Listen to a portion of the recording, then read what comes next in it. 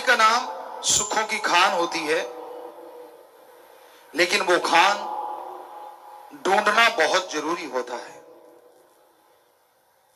इस दुनिया में कहीं भी पता चल जाए सोना चांदी हीरे लाल जवाहरात की कोई खान है, लोग ढूंढने के लिए दिन रात एक कर देते हैं, लगे रहते हैं उस खान को ढूंढने के लिए, लगे रहते हैं, माटी छानते रहते हैं, सारी उम्र बीत जाती है। किसी को थोड़ा सोना मिलता है, किसी को नहीं मिलता, कोई पित्तल के कण छांट के ले आता है, पर फिर भी लगे रहते हैं। हीरे जवाहरात कहीं ना कहीं से निकलते सुन लें तो वहां भीड़ लग जाती है, लोग टूट पड़ते हैं। और किसी को यह पता चल जाए कि आपके अंदर ऐसी खान है जिसको हासिल करने से आपके सारे गम दूर हो सकते हैं, सारी परेशानियां टेंशनें खत्म हो सकती हैं, जबरदस्त नशा मिलता है, परमा आनंद मिलता है, अंदर बाहर चेहरे पे रौनक आ जाती है, बेइंतहा खुशियां मिलती हैं। अगर यह पता चल जाए तो हमें लगता है इंसान जरूर ढूंढेगा, जरूर कोशिश करेगा कि क्यों ना मैं उस खान को हासिल कर लूं, क्यों ना ऐसी खान कितने भी रुपए लगाने पड़े मुझे मिल जाए। पर हैरानी की बात यह है कि उस खान पे कोई पैसा पाई नहीं देना पड़ता, कुछ चढ़ावा नहीं लगाना पड़ता। वह खान जो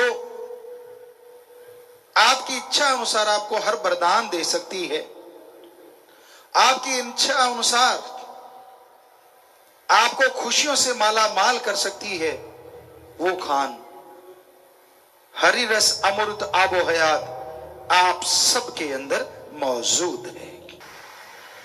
और हैरानी की बात यह है कि उसे पाने के लिए, उसे हासिल करने के लिए कोई पैसा, कोई चढ़ावा, कोई रुपया नहीं लगाना पड़ता।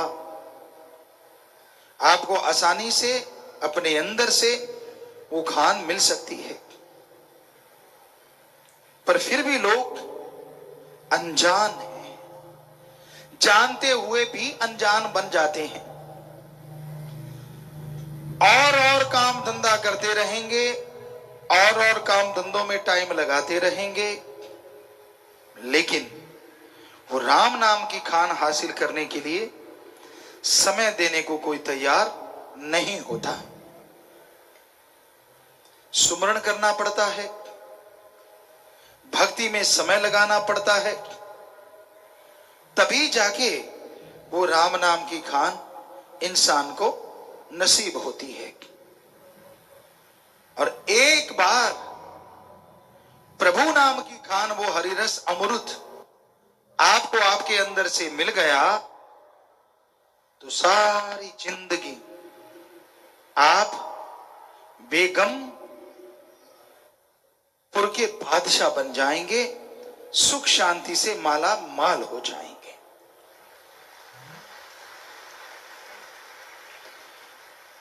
एक बार हासिल करने के लिए समय तो लगाना पड़ेगा, और समय लगाने के लिए यह पक्का है कोई जंगल पहाड़ उजाड़ों में जाने की जरूरत नहीं है, कुछ अलग से कार्य करने की जरूरत नहीं है। एक कहावत है, हाथ कार की तरफ और ध्यान प्रभु यार की तरफ, कि हाथों से पैरों से कर्म योगी बन जाइए और जीभा से, ख्यालों से ज्ञान जोगी बन जाइए।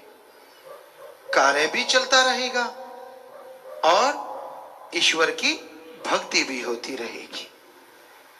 काम धंधा भी नहीं छूटा और प्रभु का नाम भी चल रहा है। कितना आसान है प्रभु परमात्मा का नाम लेना। किसी भी धर्म को आप मानते हैं, किसी भी धर्म के आप नुमाइंदे हैं, कार्य करते रहिए। धर्म का पहनावा पहने रखिए, पर साथ साथ राम का नाम लेते रहिए। तो इसी तरह मंजिल पे पहुंचने के लिए, अंत्यकरण की खुशियां हासिल करने के लिए राम का नाम जपते रहिए, प्रभु का नाम लेते रहिए। जैसे जैसे प्रभु का नाम लेते जाओगे, आपके अंदर की सीढ़ियां आप तय करते जाओगे और भगवान की तमाम खुशियों के हकदार बनोगे और अंदर का वो रिमोट कंट्रोल आपके हाथ में होगा और आप बेइंतहा खुशियों के स्वामी बन जाएंगे। आज के दौर की और बात करते हैं। आज के दौर में इंसान इंसानियत छोड़े बैठा है, मानवता को छोड़ चुका है, समय की पहचान नहीं करता, समय को बर्बाद करने पे लगा हुआ है। समय का सदुपयोग कैसे लिया जाए? समय का सदुपयोग अगर आप करना चाहते हो, सुबह सवेरे उठो। उठने के बाद, फ्रेश होने के बाद, रफा हाजत जाने के बाद आप चहलकदमी करते हो, जिसे वॉकिंग कहते हैं, टहलते हो, बड़ी अच्छी बात। टहलिए, दौड़िए, घूमिए, लेकिन पैरों से, शरीर से, हाथों से, जीभा से राम नाम को घुमाइए। ख्यालों को ईश्वर की याद में लगाइए, वो घूमना भी सफल हो जाएगा, शरीर भी तंदुरुस्त होगा और आत्मा को भी खुराक मिलती जाएगी। कितना बढ़िया है ये, कुछ करना ही नहीं पड़ा। घूमने का घूमना और रूहानियत का फायदा। कितनी खुशियां मिलेंगी आपको, आप सोच भी नहीं सकते। तो ईश्वर नाम कितना आसान है। इतना आसान दुनिया में कुछ और नहीं है जितना आसान प्रभु का नाम लेना है। काम धंधा नहीं छोड़ना पड़ता, बिजनेस व्यापार नहीं बदलना पड़ता, धर्म जात मजहब नहीं बदलना पड़ता। बस समय के साथ साथ ईश्वर का नाम ले सकते हो। जिस तरह गाड़ी ड्राइव करते हो, आप ड्राइविंग करते रहिए और साथ में जीभा से ईश्वर का नाम लेते जाइए। अब जीभा से तो कोई क्लच ब्रेक नहीं दबाना, कोई एक्सीलेटर नहीं दबाना, हाथों पैरों से गाड़ी चलाते रहिए और जीभा ख्यालों से राम का नाम घुमाते रहिए। यकीन मानिए, सतगुरु मौला शास्त्र नाम शाह मस्तान जी के वचन हैं कि ऐसा करते हुए अगर आप सफर कर रहे हैं, कोई भयानक एक्सीडेंट भी अगर आपके कर्मों में लिखा है कि वो होगा, तो वो जरा सी खरोंच में बदल जाएगा। तो है ना, पुण्य का पुण्य और फड़ियों की फड़ियां। गाड़ी बच गई, शरीर बच गया, कितने लाखों रुपए लगने थे वो बच गए, और ईश्वर की भक्ति फल फूल रही है, वो तो अलग बात है ही है। कितना बढ़िया है ये काम। लेकिन कई बार हमने देखा लोग गाड़ी में बैठ के गपशप मारते जा रहे हैं, खास करके ड्राइवर, ले तेरे की दे तेरे की, कई तो हाथ छोड़ छोड़ के बातें करते हैं। फिर तो साथ वाले की जान आफत में होती है। जब वो कह देता तेरे को पता ऐसे था, वो कहता हाथ पकड़ यार मेरे को बता के, स्टीयरिंग पकड़ के। होंगे आपने कई बार ये तमाशा देखा होगा, एक हाथ छोड़ देते हैं। बताओ आप कौन सा खाड़े में खड़े हो जो गा रहे हो एक हाथ छोड़ छोड़ के? अरे गाड़ी चला रहे हो भाई, गाड़ी चलाते टाइम अगर राम का नाम लेते जाओ, जिस मंजिल पे जाना है आसानी से सेफली उस मंजिल पे पहुंचोगे और ईश्वर की भक्ति भी होती जाएगी। तो बढ़िया है अगर राम नाम की चर्चा हो। कई बार हमने बस में सफर किया। एक बार बेंगलोर से केरला जा रहे थे, शायद उस बस में 12 घंटे लगे या 14 घंटे लगे। उस बस में हम बैठे, परिवार, बेटियां थी शायद और कुछ साथ संगत थी। उस बस में सफर कर रहे थे और 12 घंटे कब गुजर गए पता नहीं चला। क्यों? क्योंकि सारे हमने एक गेम बनाया था, शब्दाक्षरी। सारे जितने भी पवित्र वचन परमपिता शास्त्र नाम श्याम मस्तान जी ने भजन बनाए हैं, उनकी शब्दाक्षरी चल रही थी। और वो करते करते करते करते पता ही नहीं चला सफर कैसे बीत गया। बड़ा मजा भी आ रहा था। कितना बढ़िया है अगर आप लोग ऐसा करते चले। और जहां से गुजरते थे वो लोग भी बस को घूर घूर के देखते थे, यार इसमें राम नाम की आवाजें क्यों आ रही हैं? क्योंकि लोगों के लिए अजूबा है अगर कोई राम नाम गाते जा रहा है। गालियां तो आजकल लोग हर कोई निकालता है, चुपचाप बैठे तो सारे जा रहे होते हैं। हम ये नहीं कहते किसी को डिस्टर्ब करो, स्पीकर लगा लगा के गाना जरूरी नहीं, पर आपस में अंदर बैठे बैठे तो गा ही सकते हो, कोई डिस्टर्ब ही नहीं होगा। और आपकी जो समय है, आपकी जो यात्रा है, वो बड़ी सुखद पूर्ण होगी। तो गेम बना सकते हो आप, राम नाम का कोई भी, ईश्वर की भक्ति की बातें कर सकते हो।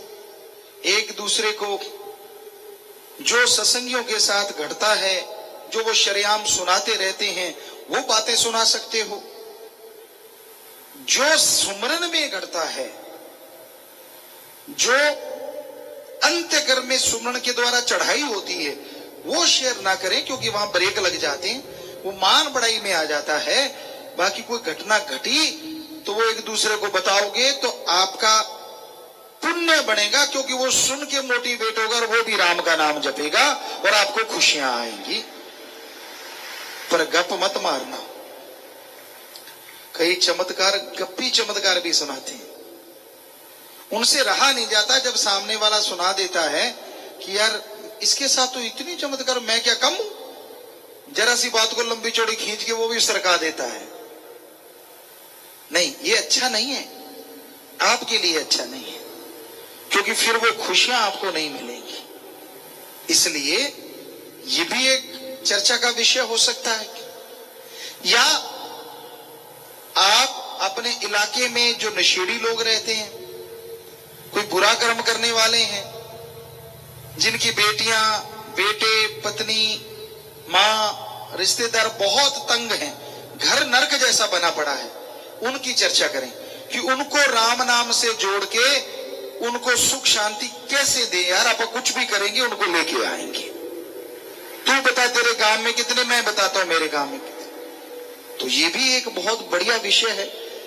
यात्रा भी सफल, क्योंकि राम के नाम में लगाने के लिए प्लानिंग कर रहे हो आप, और आपकी यात्रा भी होती जा रही है।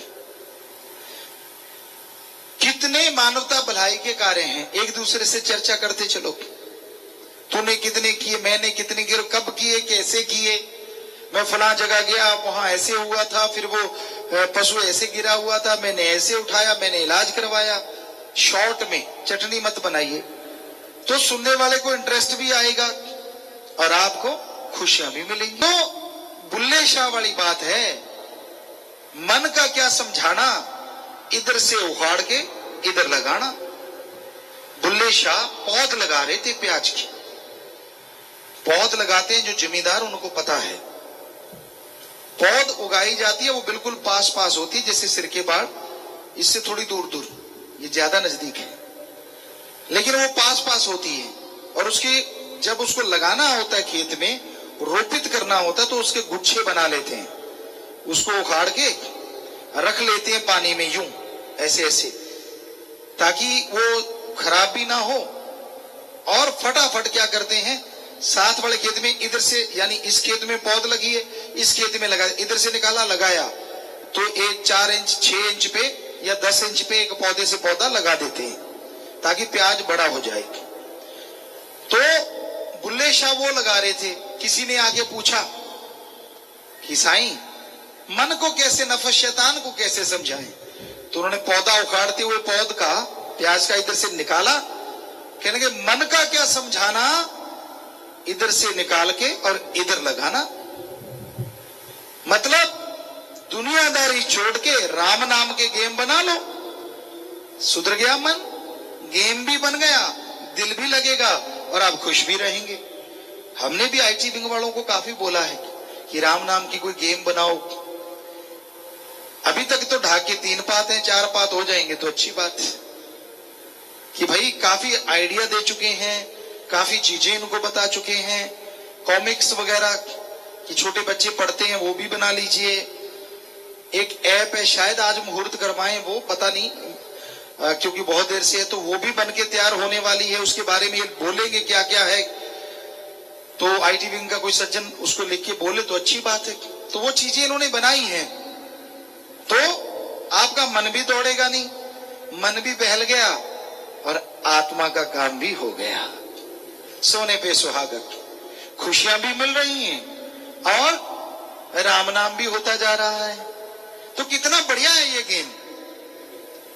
इस तरह के गेम आप जब खेलते हैं तो मालिक से जुड़े रहते हैं, मालिक से आपका प्यार बढ़ता रहता है। तो इसी तरह की चर्चा जब आप करते हैं तो ये है समय का सदुपयोग। हम नहीं कहते कर्तव्य का निर्वाह ना करो, कर्तव्य का निर्वाह जरूर करो। अब बहनें हैं, सुबह ब्रेकफास्ट बनाना है, सुबह का नाश्ता बनाओ, वही हाथ कार्य की तरफ और ध्यान प्रभु की तरफ। कार्य करते रहिए और प्रभु का नाम लेते रहिए। तो कार्य करते करते करते करते खाना भी बढ़िया बनेगा और साथ में प्रभु की दरगाह में, प्रभु के चरणों में आपकी हाजिरी निरंतर लगती रहेगी और जो खाना खाएगा उसको भी खुशियां जरूर आएंगी। जो भी घर में खाना बनाता है भाई या बहन, उसके हाथ में बहुत बड़ी चाबी है, की है, बहुत बड़ी चाबी, कि वो पूरे घर को चेंज कर सकता है। जब भी खाना बनाओ याद रखो, राम, अल्लाह, वाहिगुरु, हरि, ईश्वर का नाम लेना ही लेना है। आटा गूंद रहे हो, राम का नाम चल रहा है। पेड़े बना रहे हो, राम का नाम चल रहा है। सब्जियां काट रहे हो, राम का नाम चल रहा है। तवे पे डाल रहे हो, राम का नाम चल रहा है। चलता रहे, दिल भी लगेगा, आप देखना। और दिल तब और ज्यादा लगेगा जब आपको सारे शाबाशी देंगे कि तेरे राम नाम जप के खाना बनाने की वजह से आज घर में चारों तरफ बहार छा गई। एक अलग अनुभव होगा, ऐसा लगेगा गोल्ड मेडल जीत लिया, और सच में आपने जीत लिया। ये हकीकत। आज घर गृहस्थ में रहते हुए घर में सुख शांति रहे, कोई लड़ाई झगड़ा ना करे, परेशानियां ना हो, ये किसी गोल्ड मेडल से कम नहीं है। 100 में से 99 घरों में जुत्तम बेल होता है, तो जिसमें नहीं होता वही स्वर्ग जैसा है। और वो राम के नाम लेने वालों के घर ज्यादा मिलेंगे आपको, कहीं भी आप रिसर्च करवा लीजिए। क्योंकि उत्तेजना मत कीजिए। जब भी गुस्सा आने लगे, घर में लड़ाई झगड़ा हुआ, कई बंदे पंजाबी में कहते बड़े जड़ी होते हैं, अड़ियल, जिधर घेर अड़ गया, को मानो नहीं, कितना भी समझा लो, आपको पता चल रहा है कि उसकी गलती है, लेकिन उसका घेर अड़ गया, तो मत घेर पे जोर लगाओ, कई बार लीवर टूट जाता है। कहने का मतलब घर में झगड़े होके घर टूट जाता है, बढ़िया नहीं। घेर जो अड़ा, चलने दो, थोड़ी स्पीड पे चलने दो गाड़ी को, जब वो शांत हो जाएगा कभी तो खुश होगा, तब उसको समझाना कि असल में ऐसा था। पर कई इतने अड़ियल होते तब भी भड़क जाते, तो किनारा ही कर लो, क्या लेना है समझा के। राम को प्रार्थना कर दो, मालिक अंदर से ही समझा। पर इतने अड़ियल सत्संगी को नहीं होना चाहिए। आप अपना घेर मत अड़ाया करो। चलो अड़ गया, जब मैकेनिक निकाले तो निकलवा लिया करो ना। जब वो बताए कि तेरी बात में ये कमियां थी तो मान लिया करो, कोई बेइज्जती नहीं होती। कई नहीं मानते, कहते मैं गलत हो ही नहीं सकता, ऐसा तो हो ही नहीं सकता, और उनकी जिंदगी खिलौना बन जाती। क्योंकि फिर उसे कोई यार दोस्त नहीं मिलता। दोस्ती में, मित्रता में पारदर्शिता जरूरी है, रिश्ते नातों में भी। यानी एक दूसरे के स्वभाव का पता होना चाहिए, कौन कितने गप मारता है और कौन कितना सच्चा है ये भी पता होना चाहिए, और सच्ची बात कह देनी चाहिए। आपका दोस्त गलत कर रहा है, उसको शाबाशी मत दो, यही कहो कि नहीं ये गलत काम है तो गलत है, इसे मत करो। ये जरूरी है। यही सच्ची दोस्ती है, यही सच्ची मित्रता है। तो इसलिए ये ध्यान रखा करो, दोस्ती मित्रता सही वही होती है जो दोस्त को हर सच से जानू करवा दे, हर सच के बारे में बता दे, पर्दे ना रखो। ठीक है, कोई बात ऐसी भी होती है पर्दा रखना पड़ता, सबके बीच में बैठे हो, वहां उठाओगे तो आपके यार दोस्त की बेइज्जती होती है। वहां उसका साथ देके वहां जैसे तैसे उसको निकाल लाओ, पर फिर उसे समझाओ कि गलती तो तेरी थी, तू ऐसा किया ही ना कर, तो परेशानियों में फंसेगा ही नहीं, आगे जरूर बता दो। तो ये भी एक दोस्ती की अलग पहचान बन जाती है। और सबसे सच्चा दोस्त राम सद्गुरु होता है। बड़े से बड़े गुनाह को कब हंसते हंसते चुटकी में वो माफ कर दे, कुछ कहा नहीं जा सकता। तो इसलिए उस भगवान को अपना सर्वश्रेष्ठ दोस्त बनाओ, बेस्ट फ्रेंड जिसे कहते हो, उस ईश्वर को बना के रखो, वो कभी नहीं उठाएगा। बल्कि आपकी भक्ति, आपकी सेवा, मानवता भलाई के कार्यों को देखता हुआ पहाड़ जैसे भयानक कर्मों को वो चकना चूर करवा देगा, कर देगा। तो ये समय के साथ साथ चलना है, अपने आप में गुण पैदा करना है, अपने अवगुणों को खत्म करना है। जब तक समय के साथ साथ चलोगे नहीं, अवगुण खत्म नहीं होंगे, जब तक समय के साथ साथ आगे बढ़ोगे नहीं, मंजिले मकसूद पे नहीं पहुंचोगे। तो अगर आप मंजिल पे पहुंचना चाहते हो, अगर आप आगे बढ़ना चाहते हो, तो समय की कदर करना सीखिए, कर्तव्य का निर्वाह करो और ईश्वर के नाम का जाप करो। ईश्वर का नाम समय के साथ लिया गया बड़ा ही फलता फूलता है। आपको कौन क्या कहता है उस तरफ ध्यान ना दो। शाम को 5 से 10 मिनट का समय निकालो और खुद का मूल्यांकन करो। आपको पता चलेगा आप में कहां कमियां हैं, कौन से गुण हैं और कौन से अवगुण हैं। बस बताने की किसी को क्या जरूरत है। अपने अवगुणों का नाश करते चलो राम नाम से, और गुणों को ग्रहण करते जाओ ईश्वर के नाम से, तो यकीनन गुणवान बन जाओगे, पूरे समाज में इज्जत हासिल करोगे, भगवान के दरबार में इज्जत हासिल करोगे। तो ये बेहद जरूरी है, समय के साथ साथ चलते जाना, समय की कदर करना। समय किसी के लिए रुका नहीं करता। बड़े बड़े योद्धा, शूरवीर, महापुरुष इस संसार में आए,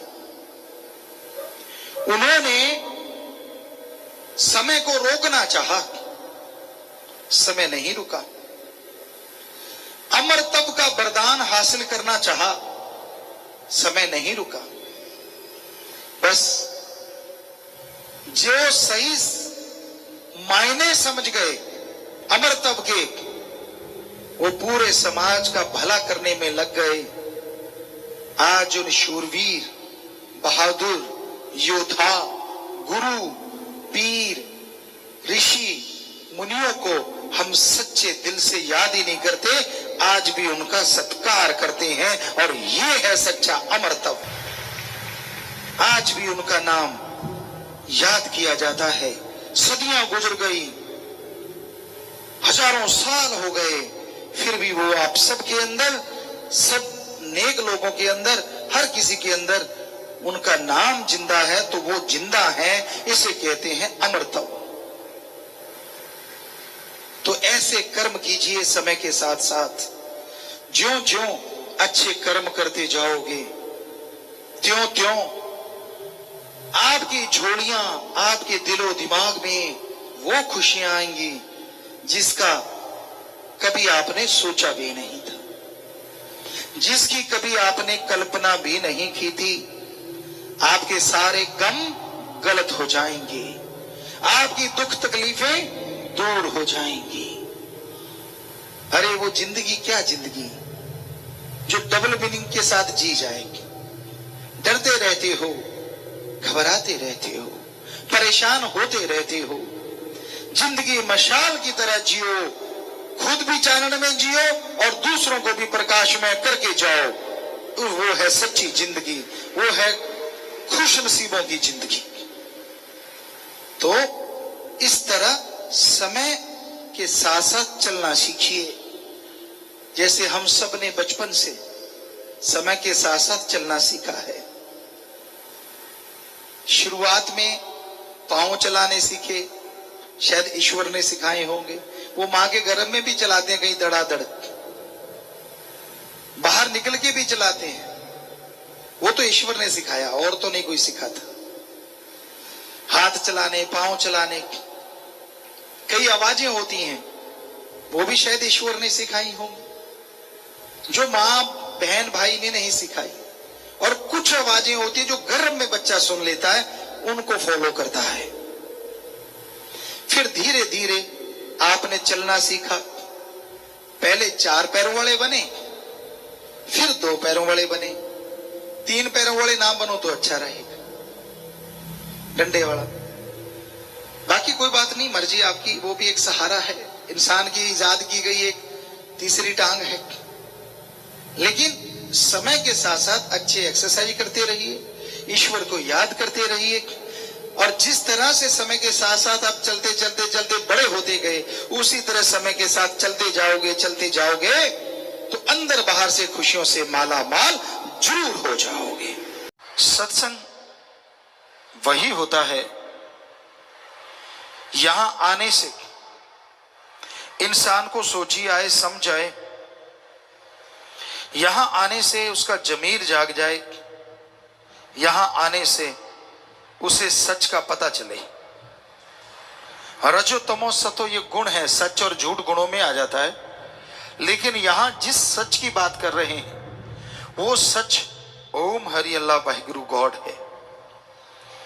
वो एक ऐसा सच जो जान ले, जो उसे मान ले, उसके जन्मों जन्मों के पाप कट जाते हैं, उसकी आत्मा पाक पवित्र हो जाती है और वो मालिक की दया में रहमत के लायक बनते चले जाते हैं। तो सच भगवान है, अल्लाह वाहिगुरु राम है, और उस सच से जुड़ना सिर्फ इंसान की फितरत में लिखा है। इंसान ही एक ऐसा शरीर है जिसमें प्रभु का आना पॉसिबल है, संभव है। जो प्रभु का नाम जपे, भगवान का नाम जपे, तो वो कण कण में, जर्रे जर्रे में नजर आते हैं। इंसान की पाप कर्म कट जाते हैं, जन्मों जन्मों की मैल धुल जाती है और वो इस काबिल बन जाता है कि उसके दिलो दिमाग में मालिक की दया में रहमत के नजारे मिलने शुरू हो जाते हैं। कितना भी इंसान ज्ञानवान बन जाए, कितना भी छोटा या बड़ा बन जाए, जब तक वो खुद पवित्र नहीं होता वो खोखला है। ज्ञान अच्छा है पर उस पर चला जाए तभी ज्ञान का मूल्य पड़ता है। हम ये नहीं कहते कि ज्ञान रखना कोई गलत, जितना ज्यादा ज्ञान हो उतना ही अच्छा, पर जितना ज्यादा उस ज्ञान के ऊपर चला जाए वो सबसे अच्छा।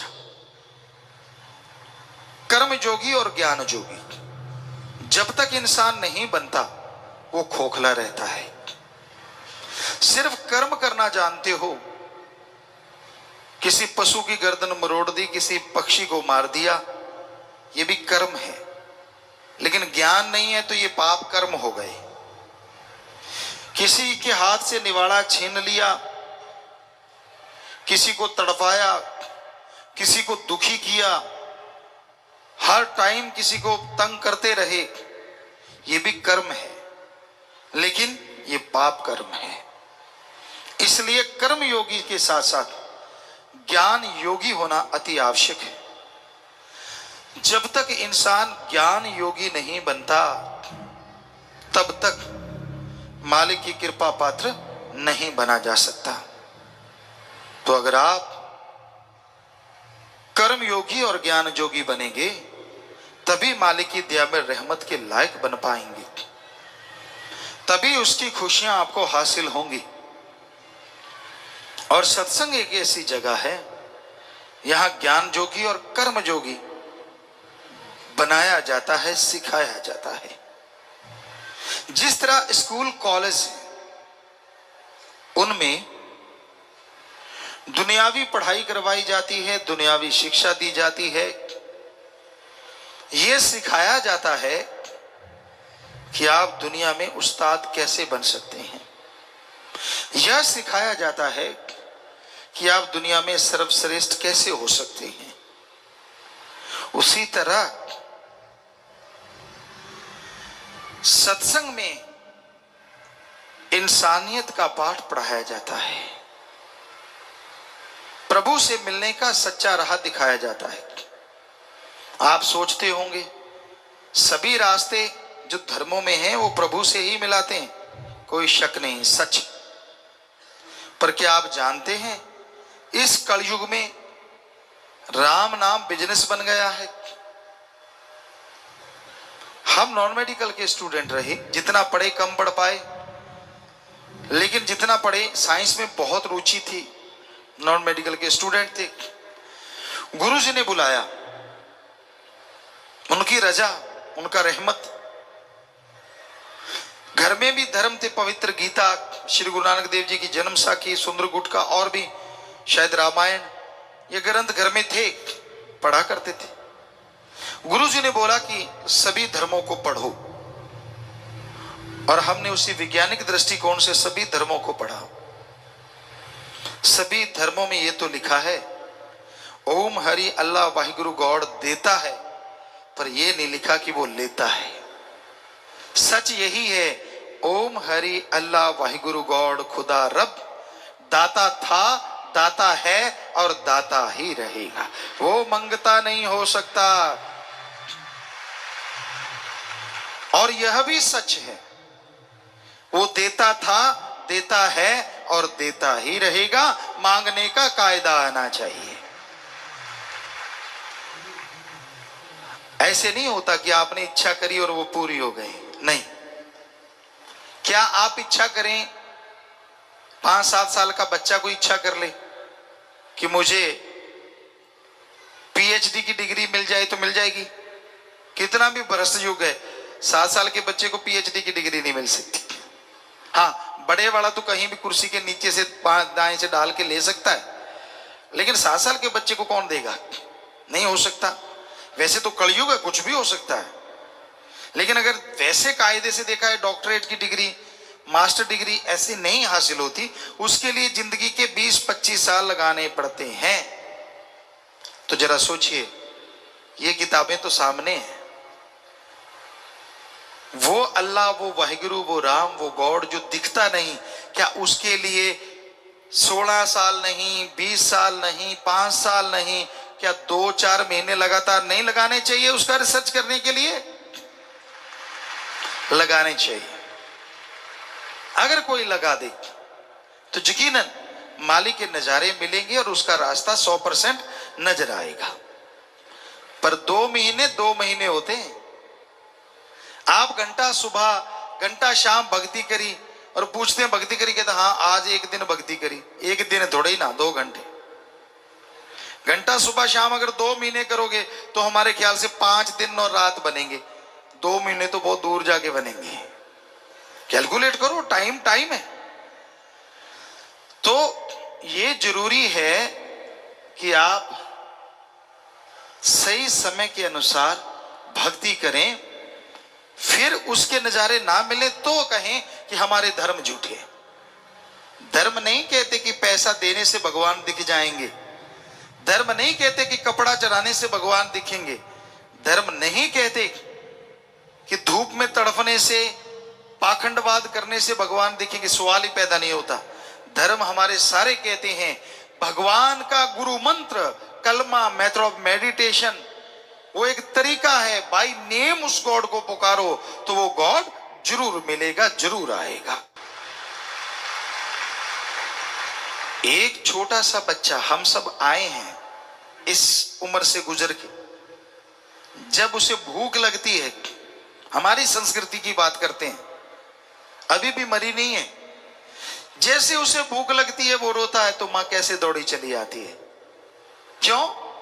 बच्चा रोया है, या तो भूख लगी है या उसका कुछ दुख रहा है, तकलीफ है, बाथरूम ना कर दिया हो, गिल्ला ना हो गया हो, मां आती है ना दौड़ के। अब जरा सोचिए, थोड़ा सा रोने से एक मां दौड़ के चली आती है, तो जिस भगवान ने मां को बनाया है, अगर कोई भगवान के लिए रोएगा तो क्या भगवान दौड़ा चला नहीं आएगा? सोचिए। पर उसके लिए तो कोई रोता ही नहीं। उसके दर पे तब सिर झुकाता है जब 10 लाख का करोड़ मांगता है। उसके सिर पे तब आके दर पे तब सर झुकाता है जब पेपरों का टाइम आता है। भगवान रात को पेपर दिखा जाना, सुबह करके आऊंगा, तेरा क्या जाता है, मेरी मेरिट आ जाएगी। उसको तब याद किया जाता है जब बच्चा बीमार हो जाए और डॉक्टर कह दें ये लाइलाज है। उसको तो तब याद करते हैं जब किसी मुसीबत में घिर जाओ। उसको तब याद किया जाता है जब मौत सामने नजर आए। काश सुख के दिनों में उसे याद करो तो दुख कभी आए ना। दुख में सुमरन सब करें, अरे सुख में करे न कोई, और जो सुख में सुमरन करे तो दुख काहे को होए। और ये 100% सच है। आपका जाता क्या है? आधुनिक युग में आप प्रवेश कर चुके हैं, बड़े आधुनिक हैं आप, मानी बात।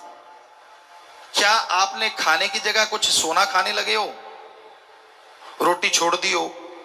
क्या पता नए युग में आप डायमंड खा के गुजारा कर रहे हो। ऐसा है कोई? नहीं। वही गेहूं की रोटी, वही सब्जियां, वही पनीर, वही दूध, सब कुछ वैसे का वैसा। ठीक है, आधुनिक युग है, लेकिन आवश्यक चीजें तो वैसी ही हैं।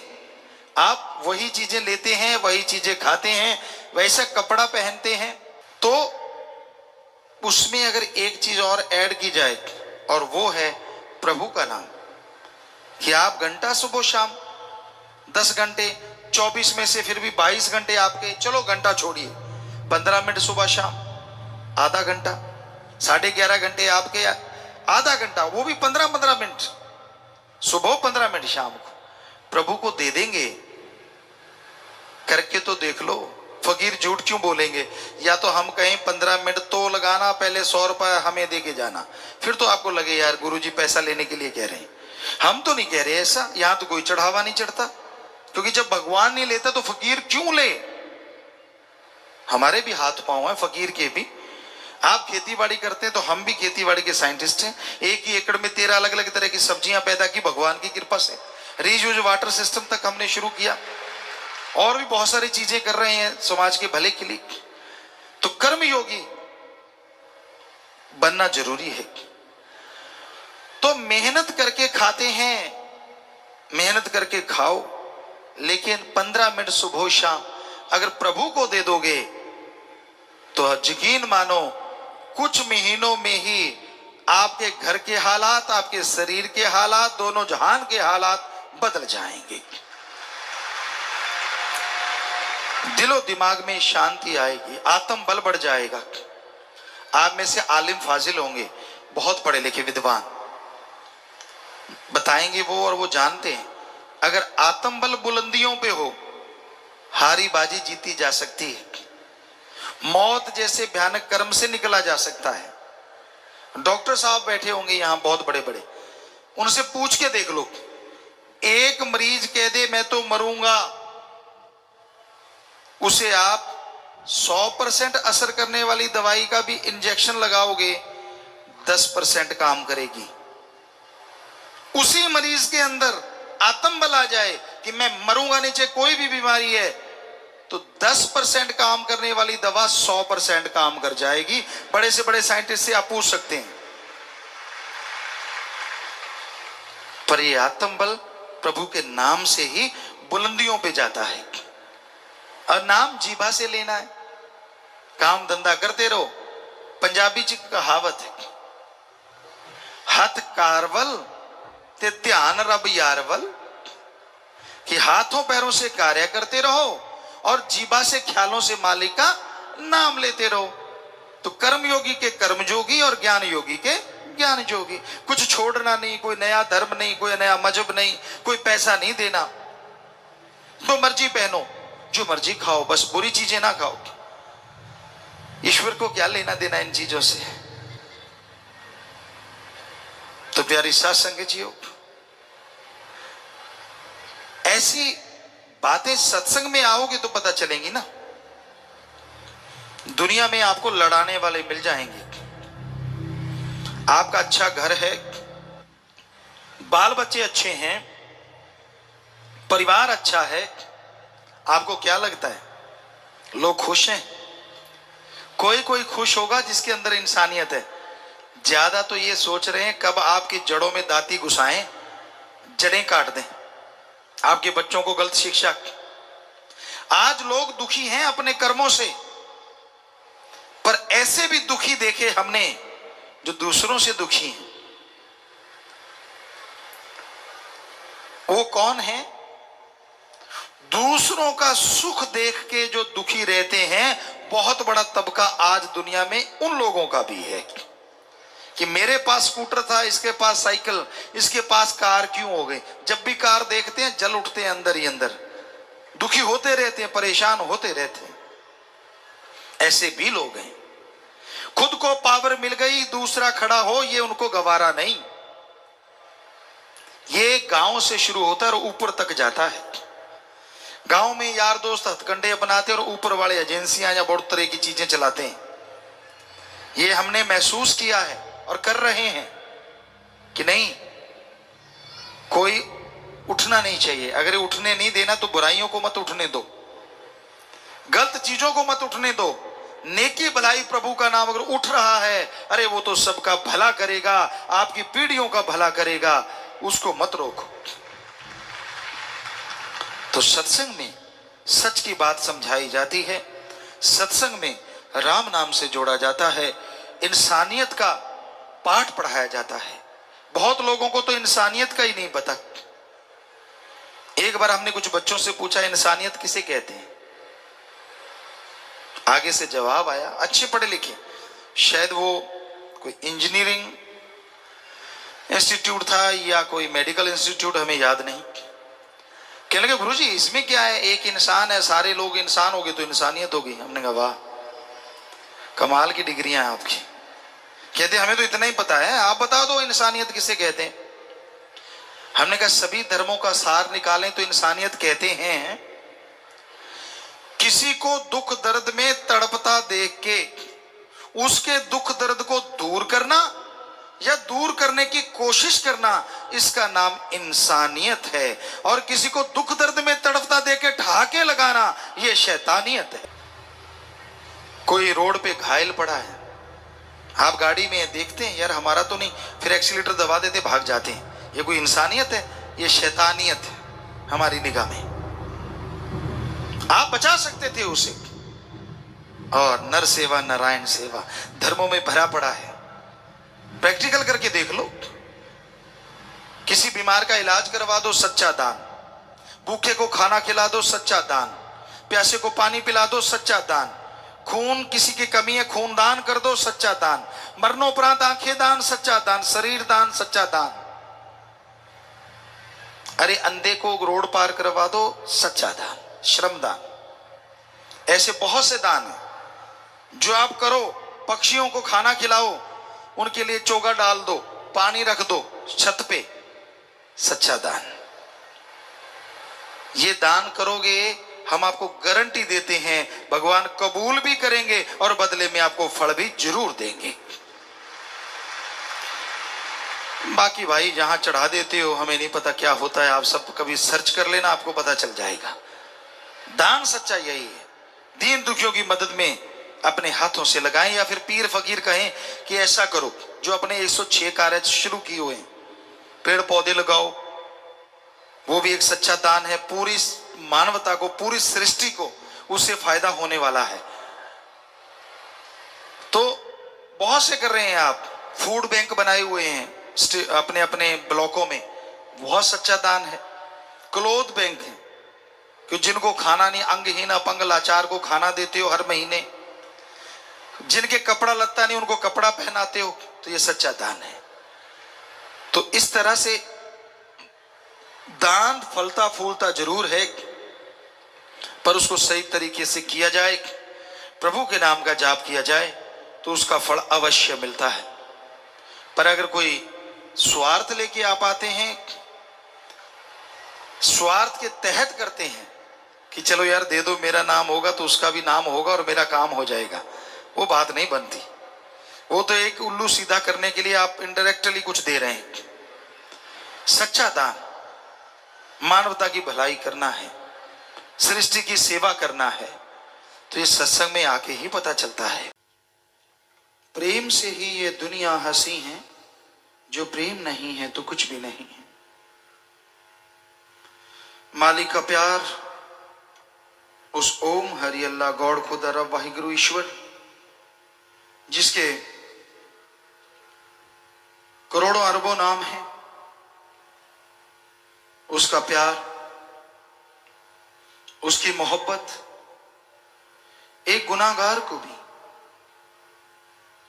इतनी ऊंची दौलत बख्शती है कि वो बेगमपुर का बादशाह बन जाता है।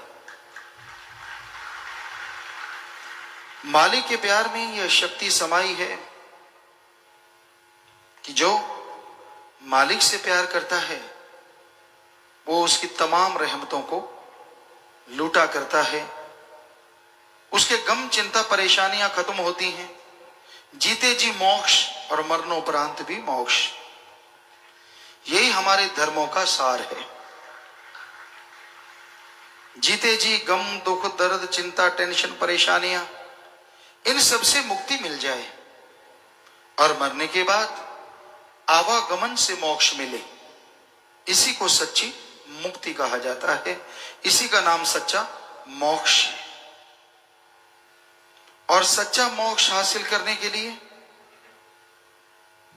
अपने आत्मविश्वास को जगाना जरूरी है। आत्मबल, आत्मविश्वास जो जिसके अंदर जितना बुलंदी पे होता है वो उतना ही अच्छे नेक कामों में तरक्की करता चला जाता है, उतनी ही उसके अंदर असीम शांति रहती है। तो अपने आत्मबल को जगाने के लिए सत्संग सुन के अमल करना जरूरी है। पर यह घोर कलयुग है, भयानक कलयुग। यह काम वासना, क्रोध, लोभ, मोह, अहंकार, मन, माया, काल की इन ताकतों ने बुरी तरह से इंसान को अपने गिरफ्त में ले रखा है, अपने जाल में फंसा रखा है। कामी कीड़े इस संसार में बहुत हैं, जिनका उठना, बैठना, जागना, सोना, सोचना, बोलना, कहना, सुनना सब काम वासना के तहत चलता है। जिधर भी निगाह जाती है काम वासना, जिधर भी बात चलती है काम वासना, गंदगी के कीड़े बन जाते हैं। उनको संतों की कोई बात अच्छी नहीं लगती, मन उनका हावी हो जाता है, मन उन्हें होश नहीं लेने देता। फिर है क्रोध, गुस्सा, बर्दाश्त शक्ति की कमी, और दूसरे शब्दों में आत्मिक कमजोरी।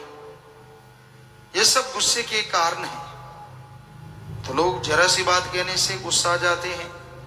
गुस्सैल, ऐसा लगता है कि पेट्रोल तो डाला ही नहीं, आग के तो पहले लपटें उठ रही हैं। बुरा हशर है इस समाज में। फिर है मोह ममता। ये माँ बेटे की, बाप बेटे की, परिवारों की, बहन भाई की या दोस्ती मित्रता की, इसमें लोग उलझे हुए हैं, पगलाए हुए हैं। इंसान गलत कर रहा है पर उसे नहीं रोकते। ये तो मेरा जानकार है, ये तो मेरा दोस्त, ये तो मेरा मित्र, ये तो मेरा रिश्तेदार, ये मेरा, वो मेरा बेटा, मेरी बेटी, फला, इत्यादि इत्यादि। तो किसी को गलत करता देख के उसका साथ देना, ये मोह ममता में अंधे होना है। लोग बहुत अंधे हुए पड़े हैं। फिर है लोभ लालच। लोभ है सर्व पाप का बाप। लोभ लालच यहां आ गया, वहां बाकी के पाप अपने आप जुड़ते चले जाते हैं।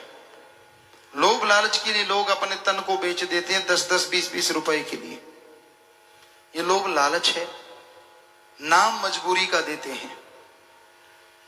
तो लोभ लालच में भाई भाई को खत्म कर देता है, बेटा बाप को,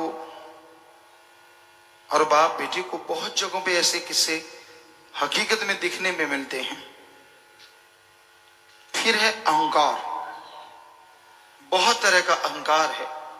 किसी को राज पहुंच का, कि मेरी पहुंच बहुत ऊपर तक है। किसी को अपनी ताकत का, कि मेरे में बड़ी शक्ति है। किसी को खूबसूरती का, कि मैं बड़ा सुंदर हूं। किसी को अपनी अकल का, कि मेरे जैसा कोई अकल वाला ही पैदा नहीं हुआ। किसी को मन का सूक्ष्म अहंकार, किसी को कोई तो किसी को कोई। बहुत तरह के अहंकार इस संसार में छाए हुए हैं। और अहंकारी पुरुष कभी किसी को अच्छा नहीं लगता। जितना जीव अहंकार करता है उतना ही मरता है। तन गया सो गवा गया, झुक गया सो पा गया। ये तो रूहानियत की रीत है। जो इंसान दीनता नम्रता का पल्ला पकड़ लेते हैं, समाज में क्या, रूहानियत में क्या, यहां क्या, दोनों जहां में उसको तमाम खुशियां मिलनी शुरू हो जाती हैं। तो अहंकारी पुरुष कभी किसी की सुना नहीं करते, अहंकार में अकड़े रहते हैं, गुस्साए हुए। संत पीर फकीरों की बात भी अच्छी नहीं लगती, क्योंकि जब अहंकार जाता है मन, बिगड़ा मन गुरु का न पीर का। किसी की नहीं सुनता, और की तो क्या सुननी है। आप कहीं भी निगाह मारो, लोगों में आप उसे पहचान सकते हैं कि ये इंसान अहंकारी है, घमंडी है, इसका मन हावी है। क्योंकि मन जालिम है और अहंकार उसका एक बहुत बड़ा हथियार है। फिर है माया। माया के दो रूप, एक दिखता है धन दौलत जमीन जायदाद हीरे मोती लाल जवाहरात, एक दिखता नहीं है प्रत्यक्ष। दुनिया में जो सच है उसको झूठ दिखाता है और झूठ को सच। अल्लाह वाहिगुरु ओम हरि गौड़ खुदा रब और उसकी भक्ति सच और सच्चाई है। उसको कहेगा फजूल की बातें, फालतू की बातें। और उसके अलावा समाज में कुछ भी आप करते हैं वो सब झूठ है। एक दिन यही बनेगा, यही छोड़ के जाना होगा, सब कुछ छोड़ के जाओगे, खाली हाथ नंगे पांव जाना होगा। पर उसके लिए मन कहते नहीं ये तेरा, उसे अपना बना ले, उसे और अपना बना ले। तो इस तरह माया मन मिलके जीव को गुमराह करते रहते हैं। और इन सातों के चक्रव्यूह से बचने के लिए जरूरी है सत्संग सुनो, सुन के अमल करो, फिर मालिक का प्यार पैदा होगा। और जो मालिक से प्यार करेंगे वो मालिक की औलाद से भी निस्वार्थ बेगरज तरीके से प्यार करना सीख जाएंगे। तो इसलिए भाई निस्वार्थ भावना से सबसे प्यार करो, मालिक से मालिक को मांगो, वचनों पे अमल करो, फिर किसी को अंदर ना बाहर कहीं भी कोई कमी नहीं रहती।